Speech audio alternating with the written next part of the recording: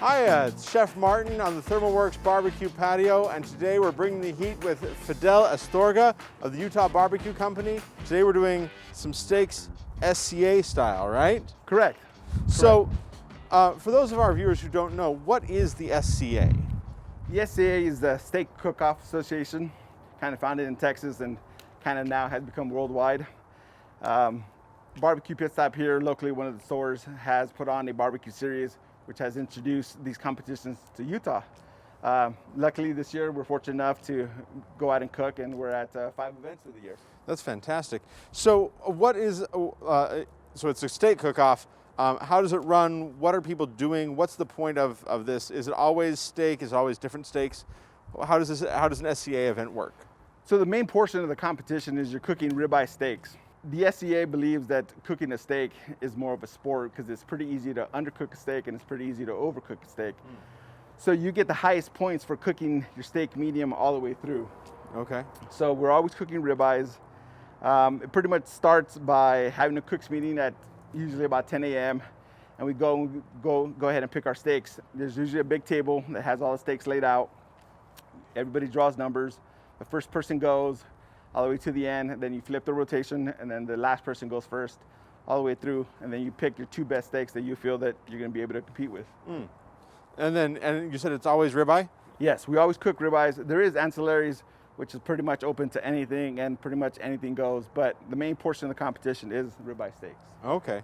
And you're always cooking for medium, so 130 to 135 is about what you're shooting for? Or what are you shooting for? That's usually where I go. Okay.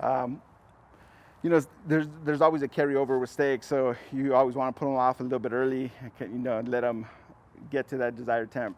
Right. So we're about 130 degrees, 130, and let it slowly rise up. Well, these are some beautiful looking ribeyes we've got here. Nice fat marbling on these. You want to show the camera one of these, and we can just... Yeah, this is actually straight out of one of our local grocery stores here. I'm kind of surprised to see the nice marbling in the spinalis here. You know, the eye of the ribeye. This one here is what we call in the SCA the try hard, because it has 3 muscles. And this is actually my favorite to cook and my choice that I look for on the table. Okay. So do we need to do any trimming to these, or are these trimmed up to your specifications already? No. So this is just straight off the shelf. We haven't done anything to them. So part of the competition is picking your steak. Okay. So these would all be laid out on the table. I guess this one here, now that I'm looking at it, would probably be my first choice, because of the big spinalis here. This is also a good looking steak because it has a nice spinalis that wraps around, nice eye, but for me this has too big of a fat joint seam, kind of? Fat seam down here, which I think when you heat it up, this expands and it kind of bubbles out and flares out, and it doesn't really help you in your presentation score. This one here is also another try hard, but for me this fat seam again is also a little too big on both sides. And then this one here also has what we call a try hard, but it's really small, and for me it wouldn't work because when I cut this off, you're gonna end up leaving not enough of that meat there to really make a difference. So my preferred steak on here would be this one here. And we'll go ahead and trim this up, and we'll just put these aside, and we'll go ahead and just focus on this one for now. Okay, cool, let's do it. Okay, so now that we picked out our steak, we'll just go ahead and put these aside.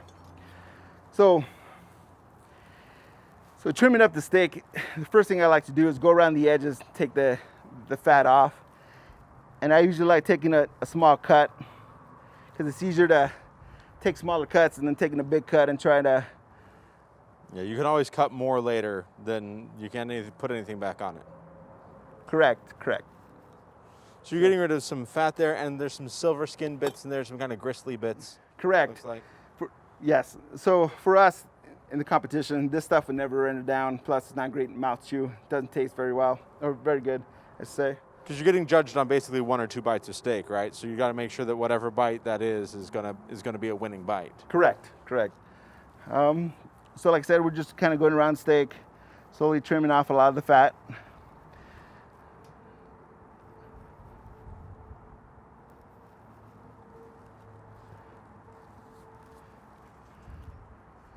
So I can see that as you're trimming this, that the fat is coming apart really easily. There's not like any smear or anything like that. You're trimming these cold? You're keeping them cold until you trim them? I do. I like trimming my my steak when it's kind of cold, for the reason that it doesn't tend to fall apart. I can make more precise cuts when it's cold. The fat tends to harden up a little bit. Okay. I don't really focus as much on the backside as much as the spinalis, because when you turn it in, this is what you want the judges to taste. So this is where you put more effort, you concentrate a little bit more on your steak. There's a little seam here, depending on how it is. I'd probably go ahead and trim along there.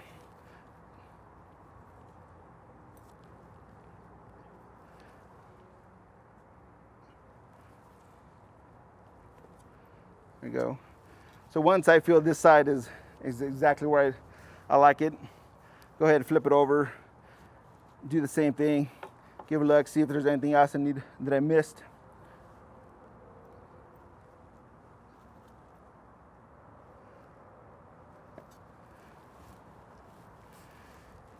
Okay. So all you're doing is cleaning up the edges. Okay. And that's, I think, where most of the time is spent. So now this is exactly where I like it. So one tip that I've learned is there's this little chunk of fat right here in the middle. Mm-hmm. When you're cooking at really high heat, it tends to flare up a little bit. So what I like to do is go ahead, take your knife and just kind of fillet it a little bit.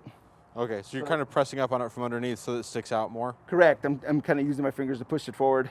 And what you're trying to do is all you're doing is filleting it, and then kind of creating a little divot so that when it pumps up, it'd be level with the rest of the steak.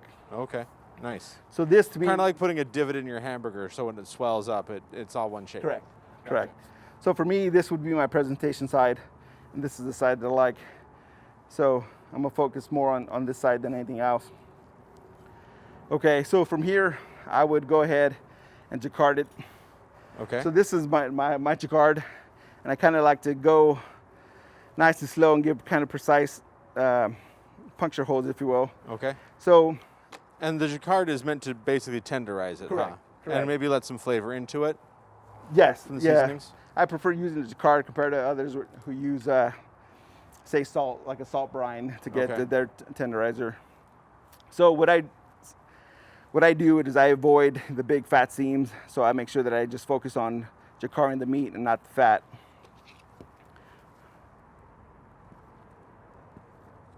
And I do see you are being very methodical there. You're not just stabbing it a bunch of times. Correct. So, and the reason I don't stab it a bunch of times is that sometimes you end up pulling the fat away from the, you're pulling the meat away from the fat. Okay. And that's kind of what you don't want to do, because then your steak starts falling apart. You know? My steak is still kind of intact and kind of going around. Once I've done that, I go ahead and flip it. Do the same thing to the backside. Okay.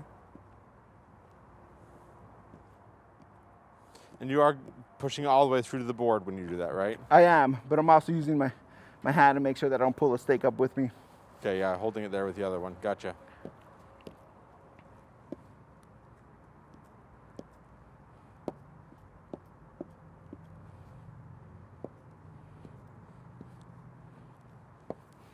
Okay, now that is done, I go back to my presentation side, which is what I like to focus on. I kind of shape up my steak, trying to get it where I like it. I'm still trying to making it look like a steak compared to, I've seen other people trim, which is perfectly fine, but I prefer more of a steak looking, where they actually make it into what we call a hockey puck, which is just a little round steak. Kind of like the shape of a fillet almost. Correct, correct. So this one, like I said, is right where I want it. I started using, most people use toothpicks. Sometimes I find they tend to break off. So I like using the little metal skewers, plus it has a little handle at the end that I can go ahead and grab. And I always make sure that I put the same amount on both steaks so that I know that when I'm pulling them off, that I make sure that I have 5 for each one, so I don't forget. You're not leaving something in there for the judges to find. Correct, yeah. So if the judges were to find one of your skewers or find the string, then you're disqualified. So I go ahead and start poking my steak.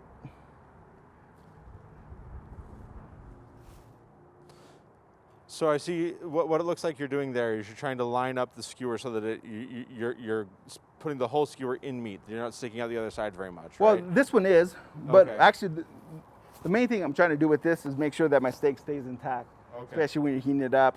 And I'm also using these skewers as my string guide so that I can make sure that my string stays exactly where I want it. Okay.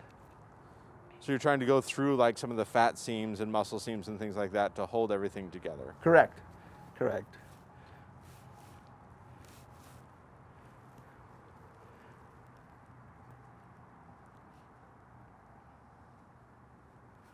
And then my last one, I'll go ahead and use 4 for this one because I don't think I need all 5.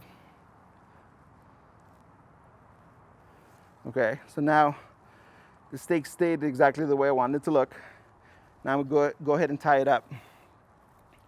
So grab a piece of butcher's twine and I turn it around. I always like putting the knot down at the bottom because I know that's my spinalis side. Okay.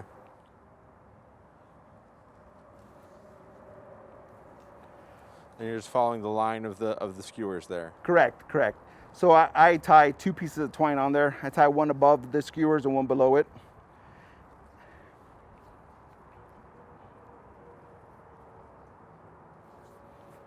Okay, so that one there. And you're not I see you're not pulling this really tight or anything like that. You're basically just applying a little tension to the string. Is that Correct. When you pull the string a little too tight and it cooks with that high heat, it tends to, I guess we call it a mushroom. Okay. So it tends to bow out, and it kind of affects your presentation scores because that meat goes away from the grill, and you don't get a lot of that grill marks that you're looking for. Okay. So then now that you've tied it off, I usually like to go ahead, come in, and I like leaving a little tail to remind me, hey, make sure you take off that string when you cook it. So now I am ready to season my steak. Let me go ahead and show you what it looks like. Has the skewers through it. This is pretty much what I'm looking for. The skewers keep everything in place. You have the string tied. So now we're gonna go ahead and season our steak. All right. Start with the little all-purpose rub, salt, pepper, garlic. Okay. Do you season these? Do you tend to season them kind of heavily? I don't. I use quite a few rubs, so I try to put a nice little layer of each one on there. So the other thing too is you got to make sure that you're seasoning all sides of your steak. So I usually grab it, pick it up, turn it around, and then season the backside as well. Nice. Okay. I'm gonna grab the next one, which is also pretty much the little same thing, but it has a different seasons that I like. And this combination of both of them seems to work for me. Okay. That's a little bit of a chunkier one. It is. And the great thing is with the heat, all that kind of melts in.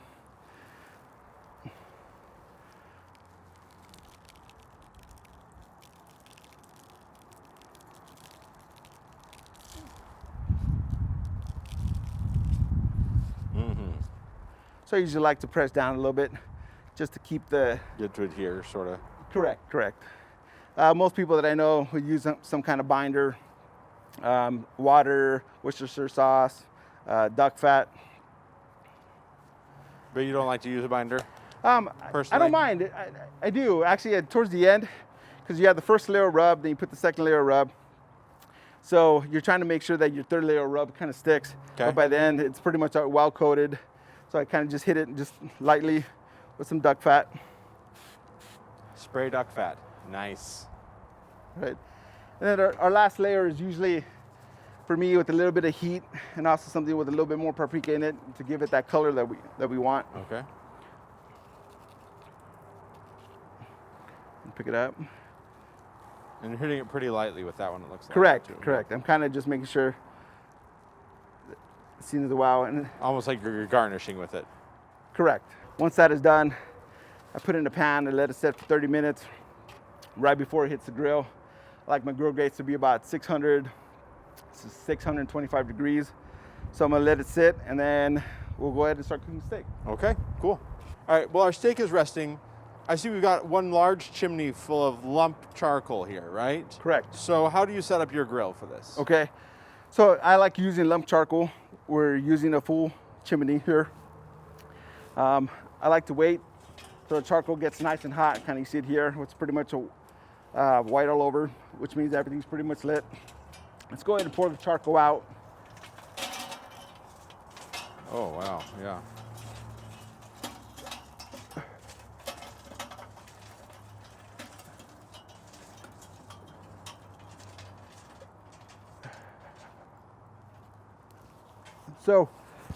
So you didn't cover the whole bottom of it there. You kind of just covered about 2/3 of it. Is that correct? That is correct. So the way that I have my grate set up is I end up just cooking on one portion of it. When I'm cooking my steaks, I kind of like to focus one steak at a time. Just make sure this gets all nice and hot. So I don't need charcoal over here just because we're not cooking in that area. Okay. So my grill grates are set here. So now that we have the charcoal in, I like my grill grates to be about anywhere between 600 and 625 degrees. Okay. So we just put the charcoal in now. We're at 290 degrees. So it's going to be about 5 to 10 minutes to couple get minutes to the there. temperature we want. So we're going to go ahead and close the lid and let the grill get up to temperature. Okay, great. While the grill's heating up, why don't you tell us about what we're going to be doing temperature-wise, time-wise, what are we going for, and how are we going to get there? So when my grill grates hit 600 to 625 degrees, we put on our steak. So the first grill marks we get, I set my timer. I set a timer for 1 minute and 30 seconds. Once the 1 minute and 30 seconds is up, I go ahead and flip it, go over, reset the timer, and give it another 1 minute and 30 seconds. Once that is done, I flip the steak over, start with the grill marks. Once again, set the timer for 1 minute and 30 seconds. Flip the steak, give it a nice little cross marks. Set the timer again for another 1 minute and 30 seconds.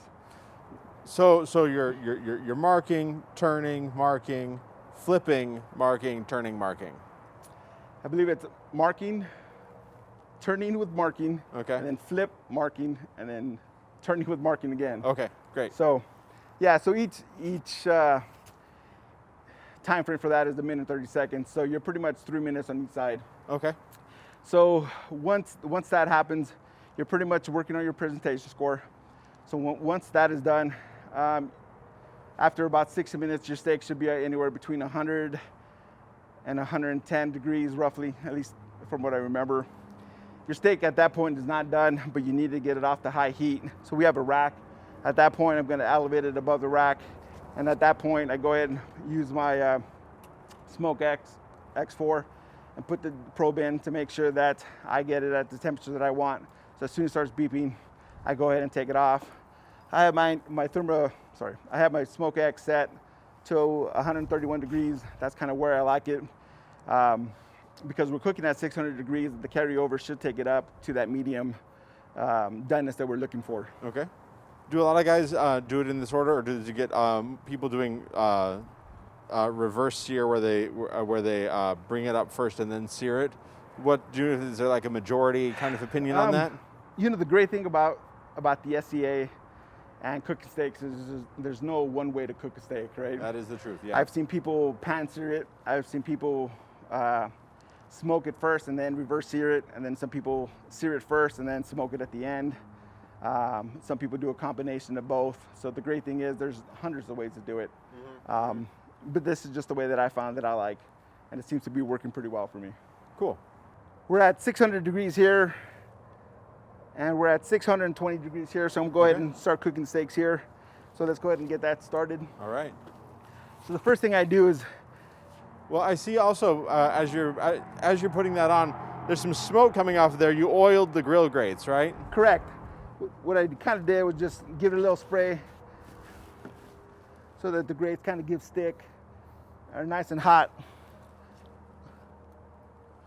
So that's going to go ahead and help.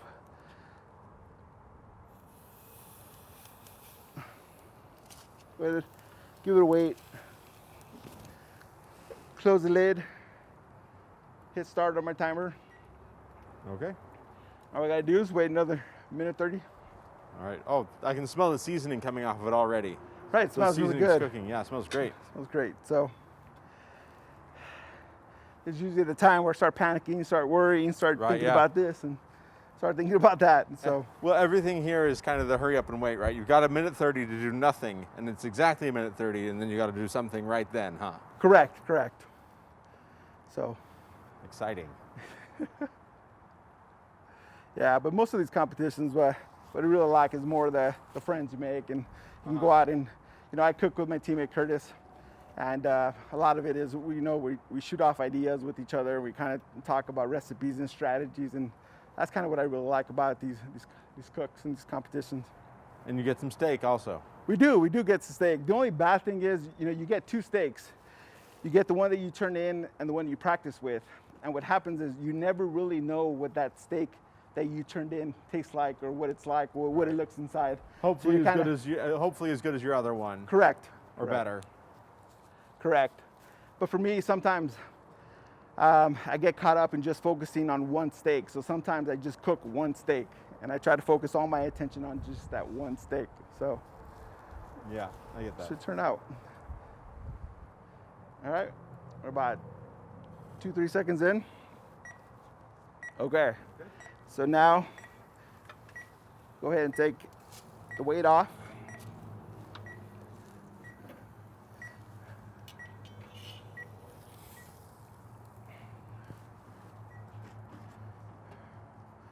So what we're doing is clean the grate.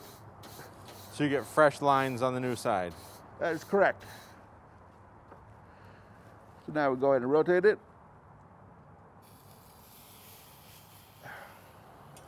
Put the weight on again. And you basically have full 90-degree rotation there. Correct. So I have 2 marks on my, hold on, let me start my timer real quick. So I have 2 marks. I have a 2 mark and 11 mark. So that's usually where I like to start. So start at 2 and 11. So that gives me the marks that I'm looking for. So now it's another hurry up and wait. And you got another minute 30. Yeah, with the 4 timers on here, you can basically preload almost your whole cook on there, huh? That is correct. And then just move on down the line. The great thing is you can always stop and reset it just with the click of a button. Yeah. And we use these quite a bit. In my steak box, we also have the little time sticks that you hold, but I find that sometimes your hands are so full of grease and rub and all kinds of stuff that it makes it a little difficult to use at times because of how dirty your hands get. And this one here is just awesome because it's big and it's definitely visible from wherever you're at. Absolutely. Okay, now that the minute 30 is up, let's go ahead and take the weight off. There we go. Let's go ahead and clean that real quick. So now if everything went perfectly fine, I should have some great looking sear marks on the side. Ooh. Oh, and indeed you do. Great. That looks like well, it looks nice. That's how it looks. So let's go ahead, give it a little season of butter. Then go ahead and put the weight on. Those grill marks are just fantastic. And you're saying that the weight really helps to make those? It does. You're cooking at a really high heat, so the meat wants to basically get away from the hot surface. So the weight press kind of pushes it down and holds that meat up against those grill grates. And be honest, all the credit really goes to the grill grates because they get nice and hot. And pretty much every competitor I know uses grill grates. Cool. Okay. Okay. So now that we hit minute 30, go ahead, take this off again. Grab my spatula, lift it off.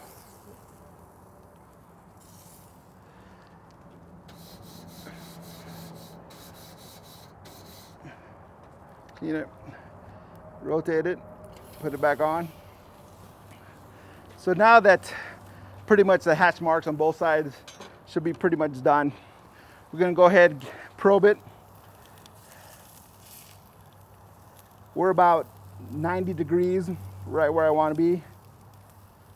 So at this point, I'm gonna grab my Smoke X4, go ahead and probe the meat right where I want it. And it's be right there. Put the weight back on. Close it. Set the timer. Okay. So do you tend to do these competition cooks solo, or you have a team? I do have a team, but for these competitions, you know, it only takes one person to cook a steak. Great thing is I have my teammate Curtis, who cooks right next to me. And I think a lot of the fun is, you know, trying to compete against each other and, you know, bouncing off ideas off each other, and, you know, so. But it's not like a pit crew thing where like one person lifts the steak up, another person scrubs and stuff like that. You can, but sometimes it's easier for me to do it. So on top of cooking with my teammate, I also cook with my son, who's 12 years old, and sometimes he needs a little bit more help. He does all the cooking of the steak himself, but sometimes the grill gets really hot for him, so I go over, clean it for him, and make sure that he's able to do what he can do on his own. And if he needs a little help, I usually help him. Okay. Cool. So that's a great part of it. That's nice. Sounds like a nice camaraderie, not so much like a fierce competition. It is. I mean, we're one big family, but you still, at the end of the day, you still want to win. You still want to do your best. Yeah. You know, for me, winning is awesome, but seeing my son next to me competing is probably the highlight. And then if he gets a call, that's just icing on the cake. Yeah. You know? The steak at this point is pretty much done as far as giving it the grill marks. Oh yeah, let me go ahead and take it off the heat. So now at this point, we're taking it off the heat. And all we're really doing is trying to make sure that it gets up to temperature, and we're still trying to cook the steak. So at this point, I've decided this is my presentation side. This is what I like. I go ahead and give it more butter. Two of my favorite words. More butter. More butter. So now that it's off the rack, we're gonna go ahead, close it. And the great thing is we're just gonna let the smoke X4 do its job. It's gonna let me know when it hits the temperature that I like or that I'm looking for. Cool. So I have it set for 131 degrees, but I'll probably start checking a little bit before that just to make sure it's at where I want it to be. So our steak hit the temperature that we're looking for. So now we're gonna go ahead, thank you for stopping that. We're gonna go ahead and take it off really quick. Go ahead and probe it. Perfect. Is that where I'm looking for? Go ahead and take that off. And we've got a clean rack here. We do. Actually, I'm gonna do something a little bit different. Okay. I usually go grab a little bit of butter, put it down at the bottom, put a little bit of my finishing rub on there. Ooh, fun. Grab the steak. Woo! Hot, hot.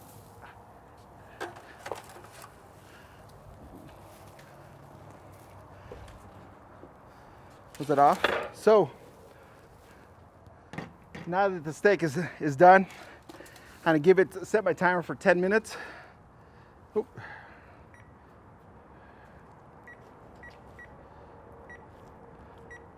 And in 10 minutes, we'll go ahead and cut into it and see how it goes. See how it goes.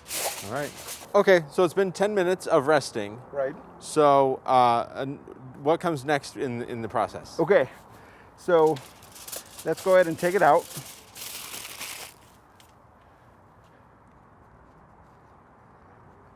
Go ahead and put it down. So first thing I gotta do is I gotta remember we had 4 skewers in here. So this is 1,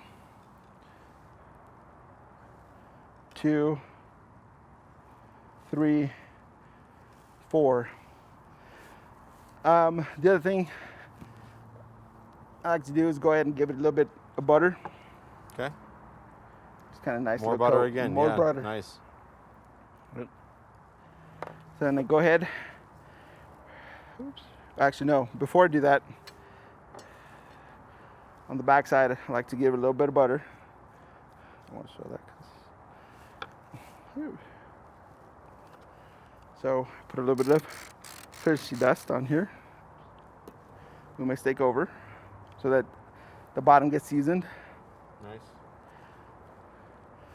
So then I go ahead and cut the 2 ropes.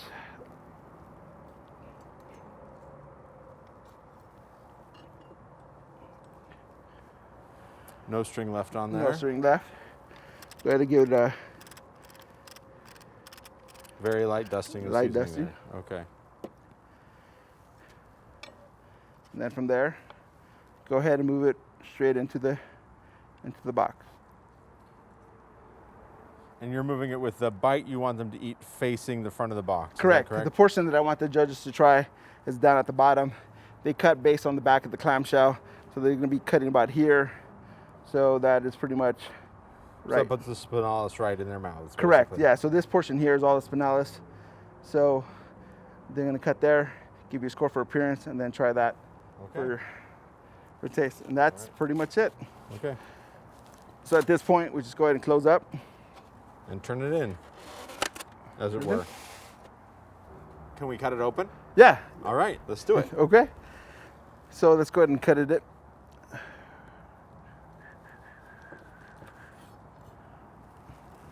That's lovely in pink there, just a nice pinkness. Right. So for the SCA judges, they go ahead and take that spinalis, which is the bottom portion of it here, and